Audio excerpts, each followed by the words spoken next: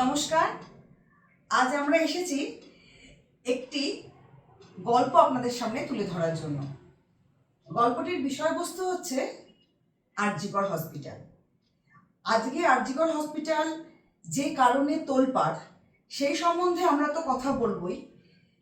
যে কারণে তোলপাড় গোটা কলকাতা, পশ্চিমবঙ্গ তথা গোটা ভারতবর্ষ, সেই সম্পর্কে কিছু বলার আগে আমরা এই আরজিকরের ইতিহাস সম্বন্ধে আগে একটু কিছু জেনে নিই। হয়তো আপনারা অনেকেই জানেন এই সম্বন্ধে, তারা আরেকবার একটু শুনে নিন। আর যারা জানেন না তারা একটু আমাদের মাধ্যমে একটু জানার চেষ্টা করুন। আশা রাখবো আমাদের এই গল্পটি আপনারা শেষ পর্যন্ত নিশ্চয়ই শুনবেন।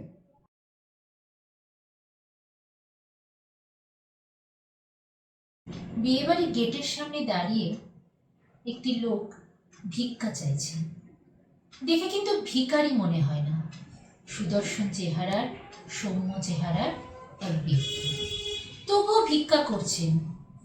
কেউ ভিক্ষা দিচ্ছে, কেউ বা পাশ কাটিয়ে চলে যাচ্ছে।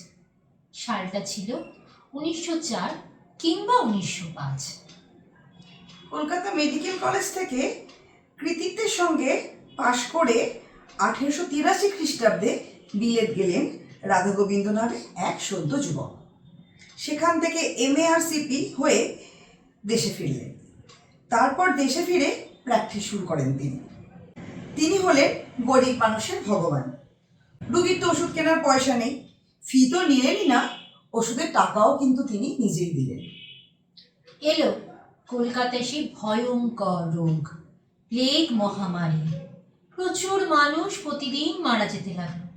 সব ভয় তুচ্ছ করে উত্তর কলকাতায় সারা দিন অক্লান্ত পরিশ্রম করে চলেছেন এক ডাক্তার। রোগীর পরিষেবার সচেতন করছে। অক্লান্ত পরিশ্রম করেছেন সেদিন ওই ডাক্তার। এ কাজে তার সঙ্গী ছিলেন আর এক মহিষী নারী। তিনি হলেন সিস্টার নিবেদিতা। নিবেদিতাও সারা দিন স্নান খাওয়া ভুলে গেছেন।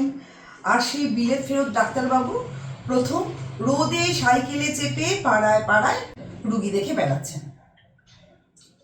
মানুষকে ভালোবাসার এত নেশা, এত নেশা, কই আমরা তো সবাই পারি না। কি প্রয়োজন তখনকার দিনে একজন MR CP ডাক্তারের এসব করার? কি প্রয়োজন? ওই যে বললাম, মানুষকে ভালোবাসার নেশা। কিন্তু মানুষ এই পৃথিবীতে আসে যারা অন্য ধাতুতে গড়া কিছু মানুষ। নবজাগরণের এই আলোকবর্তিক। তখন কলকাতা মেডিকেল কলেজ হয়েছে। সেখানে ইউরোপীয় মানুষদের দাপট ভীষণ। নেটিভদের ভালো চিকিৎসা করা হয় না। তিনি ভাবলেন, একটা মেডিকেল কলেজ যদি করা যায় তাহলে দেশের মানুষগুলো একটু চিকিৎসা পায়। কিন্তু কে দেবে এত টাকা? নিজের সব দিয়ে তো কলেজ হাসপাতাল করা সম্ভব নয়, কিছুতেই সম্ভব নয়। তখন নিজে হাসপাতাল নির্মাণের জন্য ভিক্ষা করতে শুরু করলেন বড় লোকদের দ্বারে দ্বারে। বড়লোকের বাড়িতে বিবাহ অনুষ্ঠানে বিলেত ফেরত ডাক্তারবাবু দাঁড়িয়ে আছেন গেটের সামনে। কিন্তু অর্থ দান করবেন কে? হাসপাতাল করবে বলে দাঁড়িয়ে আছেন, ভিক্ষা চাইছেন ওই ডাক্তারবাবু, বিলেত ফেরত ডাক্তারবাবু। চেনে না কেউ ডাক্তারকে। কপালে হাত ঠেকিয়ে যেমন ট্রেনে ভিখারিদের অনেকে করে থাকে না, যত সব 420 দল হাসপাতাল করবে। হয়তো এসব বলতে বলতে বিয়ে বাড়ির ভেতর চলেও গেছে অনেকে। আবার কেউ চিনতে পেরে, ডাক্তারবাবু আপনি, এই বলে নমস্কার করে পকেট থেকে টাকা বার করে দিয়েছেন। এইভাবে নানানভাবে তিনি হাসপাতালের জন্য টাকা তুলতে লাগলেন। অবশেষে একদিন স্বপ্ন সফল হল। বেলগাছিয়ায় ভারতবর্ষের প্রথম বেসরকারি আলবার্ট ভিক্টর কলেজ ও হাসপাতাল প্রতিষ্ঠা করলেন সেই এক বিস্ময়। শুরু হলো পথ চলা। এরপর কলেজের ছাত্রদের জন্য বাংলা ভাষায় চিকিৎসা শাস্ত্রের একটি বইও তিনি লিখলেন। কারণ তিনি অনুভব করেছিলেন দেশীয় ভাষায় চিকিৎসা শাস্ত্র অধ্যয়ন ও অধ্যাপনা শুরু করতে পারলে চিকিৎসা বিজ্ঞানে একটা নতুন দিগন্ত খুলে যাবে। এরপর একদিন আচমকা 1918 সাল 19শে ডিসেম্বর ইনফ্লুয়েঞ্জায় চলে গেলেন এই নবজাগরণের এই মহামানবটি। মৃত্যুর আগে তার সর্বস্ব দান করে গেলেন তার মেডিকেল কলেজকে। পড়ে রইল শুধু বসত বাড়িটি। 1948 সালে তারই তৈরি সেই হাসপাতালের নামকরণ করলেন আর এক ডাক্তারবাবু, মুখ্যমন্ত্রী বিধানচন্দ্র রায়। হাসপাতালটির নাম হলো আজকে আর.জি. কর মেডিকেল কলেজ। সেই ডাক্তারবাবুর পুরো নাম হলেন রাধা গোবিন্দ কর, সংক্ষেপে আর.জি. কর। ব্রিটিশ ভারতের একজন খ্যাতনামা চিকিৎসক।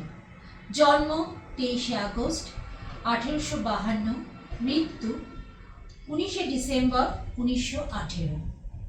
জীবনটা অন্যভাবে তিনি কিন্তু কাটিয়ে দিতে পারতেন, কারণ তিনি ছিলেন তখনকার দিনের একজন বিলেত ফেরত ডক্টর। কিন্তু ওরা যে শুধু দুহাত ভরে উজাড় করে আমাদের বিলতেই আসেন, বিনিময়ে তারা কিন্তু কিছুই চান না। আজকের দিনে এই আর.জি. কর নিয়ে যে কলরব শুরু হয়েছে এবং যে কলুষিত হচ্ছে, আমরা কি একবারও মনে করেছি এই আর.জি. করের সেই ভদ্রলোকের কথা? কিন্তু আমরা কাকে অপমান করছি? সেই মানুষটিকে, যে অক্লান্ত পরিশ্রম করে তার সর্বস্ব দিয়ে এই আর.জি. কর হসপিটালটা তৈরি করেছিল, যেখানে সমস্ত ছেলেমেয়েরা সুন্দরভাবে পড়াশোনা করে একটা ডাক্তার তৈরি হবে, গরিব মানুষদের পাশে দাঁড়াবে, তাদের চিকিৎসা করবে। কিন্তু আমরা কি করলাম? ধিক্কার জানাই সেই মানুষগুলোকে যারা এই আর.জি. করকে আজকে এই জায়গায় এনে দাঁড় করিয়েছে। এই হলো আমাদের আর.জি. করের গল্প, বা বলতে পারেন ইতিহাস। যে ইতিহাসটি আমাদের শ্রদ্ধেয় ডক্টর রাধা গোবিন্দ কর কলেজটিকে স্থাপন করেছিলেন, যে সেখানে যাতে প্রত্যেকটি ছাত্রছাত্রী সুন্দরভাবে পড়াশোনা করে কম খরচে ডাক্তার হতে পারে। আমাদের এই ভিডিওটি যদি আপনাদের ভালো লেগে থাকে তাহলে অবশ্যই আপনারা শেয়ার করবেন, সাবস্ক্রাইব করবেন এবং আশা রাখবো আমাদের সাথে থাকবেন। ধন্যবাদ।